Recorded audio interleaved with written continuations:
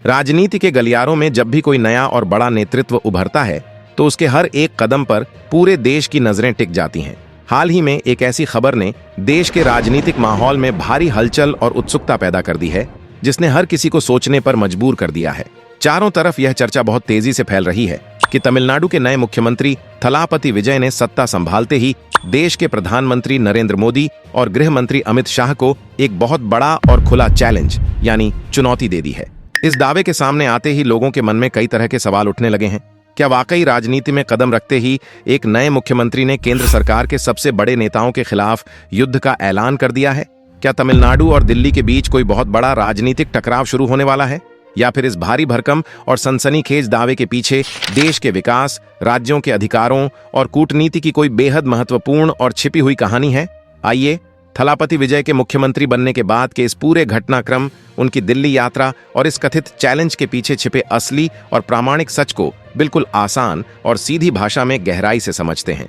इस पूरे मामले को समझने के लिए सबसे पहले हमें यह जानना होगा कि थलापति विजय का मुख्यमंत्री बनने तक का सफर कैसा रहा है।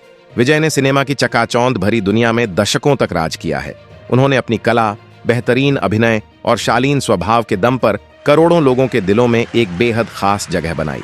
लेकिन उनके मन में हमेशा से समाज के गरीब, शोषित और जरूरतमंद लोगों के लिए कुछ बड़ा करने की इच्छा थी।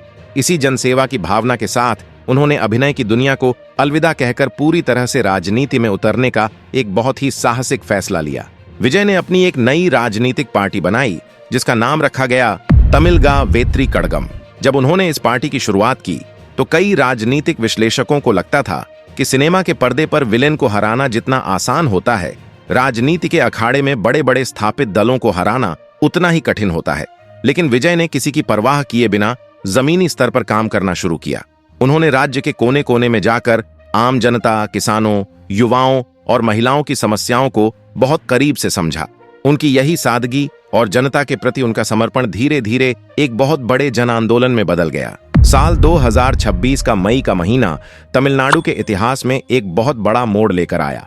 राज्य में विधानसभा के चुनाव हुए और इस चुनाव में थलापति विजय की पार्टी तमिलगा वेत्री कड़गम ने अन्य सहयोगी दलों के साथ मिलकर एक मजबूत गठबंधन बनाया। इस चुनाव का मुकाबला बेहद दिलचस्प और कड़ा था, क्योंकि सामने कई दशकों से राज्य की सत्ता पर राज करने वाले बड़े और अनुभवी राजनीतिक दल थे। लेकिन जब चुनाव के नतीजे सामने आए तो उन्होंने पूरे देश को पूरी तरह से हैरान कर दिया। थलापति विजय के नेतृत्व में उनके गठबंधन ने राज्य में एक बहुत ही शानदार और ऐतिहासिक जीत दर्ज की। जनता ने बदलाव के पक्ष में अपना भारी जन समर्थन दिया और थलापति विजय को तमिलनाडु के नए मुख्यमंत्री के रूप में चुन लिया। मुख्यमंत्री की शपथ लेने के बाद विजय ने साफ कर दिया कि उनकी सरकार का केवल एक ही लक्ष्य होगा, राज्य का सर्वांगीण विकास करना और समाज के हर वर्ग को न्याय दिलाना। इस ऐतिहासिक जीत ने विजय को देश के सबसे उभरते हुए और शक्तिशाली राजनेताओं की कतार में लाकर खड़ा कर दिया। जैसे ही विजय मुख्यमंत्री बने, वैसे ही इंटरनेट और कुछ सूचना माध्यमों पर यह खबरें बहुत तेजी से तैरने लगीं कि मुख्यमंत्री विजय ने प्रधानमंत्री नरेंद्र मोदी और गृह मंत्री अमित शाह को सीधी चुनौती दे दी है।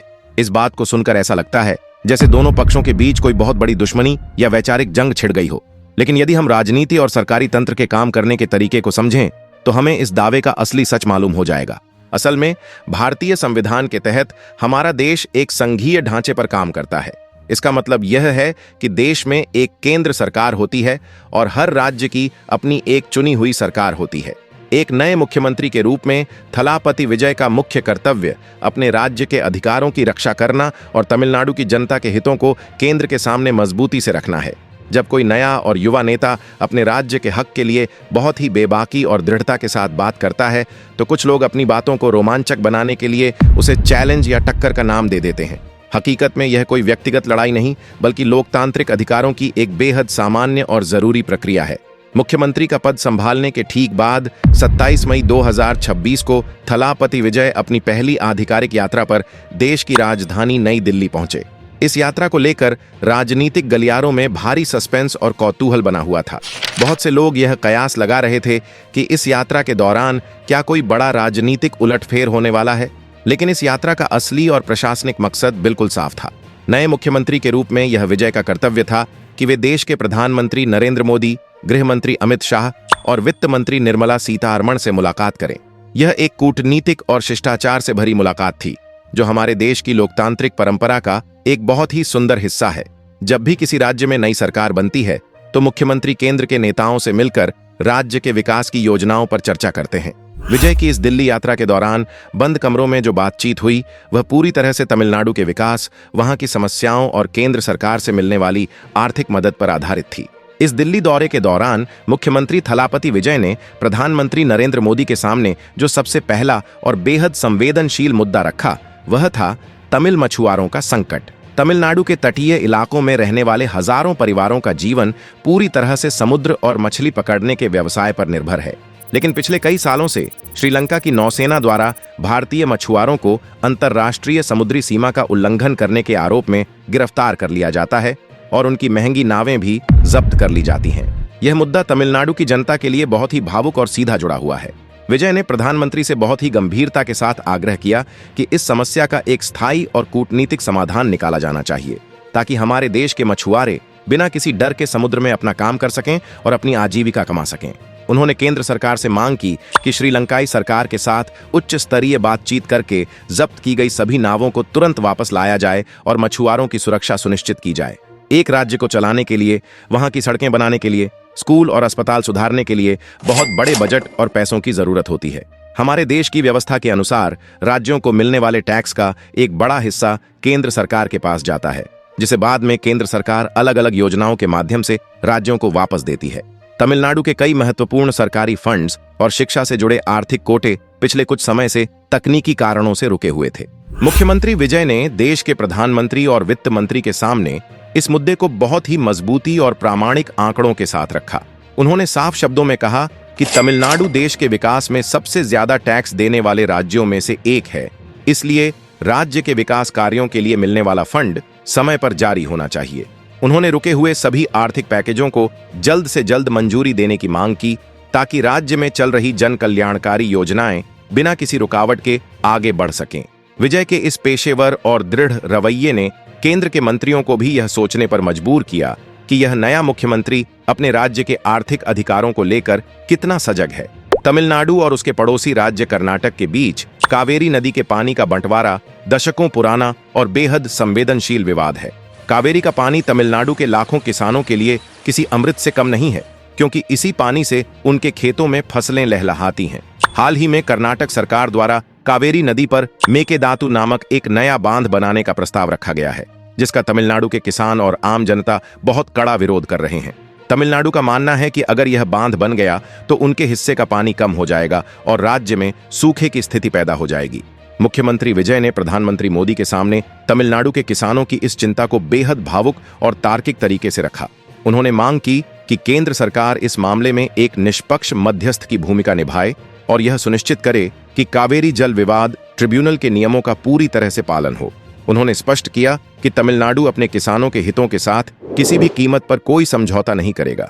यह बात बिल्कुल सच है कि थलापति विजय की राजनीतिक विचारधारा और केंद्र में बैठी सरकार की राजनीतिक विचारधारा में काफी अंतर है। विजय ने तमिलनाडु में कांग्रेस और अन्य क्षेत्रीय दलों के साथ मिलकर एक मजबूत गठबंधन सरकार बनाई है, जो वैचारिक रूप से केंद्र सरकार की विरोधी मानी जाती है। चुनाव के दौरान दोनों पक्षों के बीच तीखी बयानबाजी और राजनीतिक मुकाबले भी देखने को मिले थे। ये लोग कैमरे पर आकर कुछ भी बोले, लेकिन पीठ पीछे एक दूसरे की खाल खींच रहे हैं। ना इन्निकी मट्टो इल्ल, एन्निकी में और ताई मामना तारपे। लेकिन चुनाव खत्म होने के बाद देश को चलाने के लिए और राज्यों के विकास के लिए राजनीतिक मतभेदों को किनारे रखना पड़ता है। इसे ही परिपक्व कूटनीति कहा जाता है। विजय अच्छी तरह जानते हैं कि अगर उन्हें तमिलनाडु को देश का सबसे समृद्ध राज्य बनाना है तो उन्हें केंद्र सरकार के साथ मिलकर काम करना होगा। वहीं दूसरी ओर केंद्र सरकार भी यह जानती है कि देश की तरक्की तभी हो सकती है जब तमिलनाडु जैसा बड़ा और आर्थिक रूप से मजबूत राज्य प्रगति करे। इसलिए इस मुलाकात में किसी भी तरह का टकराव नहीं, बल्कि एक गहरा प्रशासनिक तालमेल देखने को मिला। इस पूरी मुलाकात के दौरान प्रधानमंत्री नरेंद्र मोदी और गृह मंत्री अमित शाह का रवैया भी बेहद सकारात्मक और कूटनीतिक रूप से गरिमापूर्ण रहा। चुनाव के समय भले ही प्रधानमंत्री ने विपक्षी गठबंधनों पर कुछ राजनीतिक टिप्पणियां की थीं, लेकिन लोकतंत्र के नियमों का सम्मान करते हुए उन्होंने थलापति विजय को चुनाव में मिली इस शानदार और ऐतिहासिक जीत के लिए व्यक्तिगत रूप से बधाई दी। गृह मंत्री अमित शाह के साथ हुई बैठक में भी राज्य की सुरक्षा व्यवस्था, तटीय सुरक्षा और पुलिस आधुनिकीकरण जैसे गंभीर मुद्दों पर चर्चा हुई। केंद्र सरकार की तरफ से विजय को यह पूरा भरोसा दिलाया गया कि तमिलनाडु के विकास के लिए और जनता के कल्याण के लिए केंद्र की ओर से हर संभव मदद दी जाएगी। यह मुलाकात यह साबित करती है कि भारतीय लोकतंत्र इतना परिपक्व हो चुका है कि नेता चुनाव के मैदान में भले ही एक दूसरे के विरोधी हों, लेकिन शासन चलाने की मेज पर वे एक दूसरे के सहयोगी बन जाते हैं। अब सवाल यह उठता है कि जब हकीकत इतनी सामान्य, कूटनीतिक और शांतिपूर्ण थी, तो फिर मुख्यमंत्री विजय का कड़ा चैलेंज जैसी बातें चारों तरफ क्यों गूंज रही हैं? असल में आज के दौर में सूचनाओं को परोसने का तरीका बहुत बदल चुका है। लोग अक्सर सीधी, सरल और शांत खबरों के बजाय ऐसी खबरें देखना पसंद करते हैं जिनमें बहुत ज्यादा ड्रामा, सस्पेंस और टकराव नजर आता हो। जब कोई मुख्यमंत्री राज्य के अधिकारों के लिए प्रधानमंत्री से मिलता है तो मीडिया इसे किसी फिल्मी जंग की तरह पेश करता है, लेकिन सच्चाई यह है कि देश फिल्मों से नहीं बल्कि संविधान और आपसी बातचीत से चलता है। हमारे लोकतंत्र की असली ताकत सहकारी संघवाद है। केंद्र और राज्य सरकारें एक दूसरे की विरोधी नहीं बल्कि एक ही रथ के दो पहिए हैं जिन्हें मिलकर इस देश को आगे बढ़ाना है। थलापति विजय की दिल्ली यात्रा सहकारी संघवाद का बेहतरीन उदाहरण है। राजनीति में नए होने के बावजूद उन्होंने अपनी गहरी प्रशासनिक और कूटनीतिक समझ साबित कर दी है। हालांकि मुख्यमंत्री बनना तो सिर्फ पहला कदम था। अब उनके सामने तमिलनाडु जैसे पहले से ही विकसित राज्य को और अधिक ऊंचाइयों पर ले जाने की एक बहुत बड़ी चुनौती है। मुख्यमंत्री विजय के सामने युवाओं के लिए रोजगार, किसानों के लिए पानी और राज्य की अर्थव्यवस्था सुधारने जैसी बड़ी चुनौतियां हैं। इन्हें सुलझाने के लिए उन्हें केंद्र के सहयोग की सख्त जरूरत है। इसलिए वे समझदारी से किसी भी राजनीतिक टकराव से बच रहे हैं। सत्ता संभालते ही वे केवल दफ्तरों तक सीमित नहीं रहे बल्कि जमीनी स्तर पर जाकर आम जनता के लिए काम कर रहे हैं। अगर वे इसी कूटनीतिक और प्रशासनिक संतुलन के साथ आगे बढ़ते रहे तो भविष्य में वे पूरे देश के एक बड़े राष्ट्रीय नेता के रूप में उभर सकते हैं। अफवाहों के इस दौर में किसी भी भड़काऊ दावे पर यकीन करने के बजाय सच को पहचानना बेहद जरूरी है। मुख्यमंत्री विजय और पीएम मोदी की यह मुलाकात कोई राजनीतिक चैलेंज नहीं बल्कि तमिलनाडु के विकास के लिए एक सकारात्मक कदम है। देश की तरक्की सिर्फ आपसी सहयोग से ही संभव है। विजय द्वारा पीएम मोदी और अमित शाह को चुनौती देने की खबर महज अफवाह है। असल में यह मछुआरों के संकट, मेकेदातु बांध और रुके फंड्स के समाधान के लिए एक शांतिपूर्ण बैठक थी। बंद कमरे की चर्चाएं अभी केवल कयास हैं। अगर आपको यह सच्ची और सटीक जानकारी पसंद आई हो तो इस वीडियो को लाइक और शेयर जरूर करें। ऐसी ही निष्पक्ष और प्रामाणिक खबरों के लिए हमारे चैनल को सब्सक्राइब करना न भूलें। जय हिंद।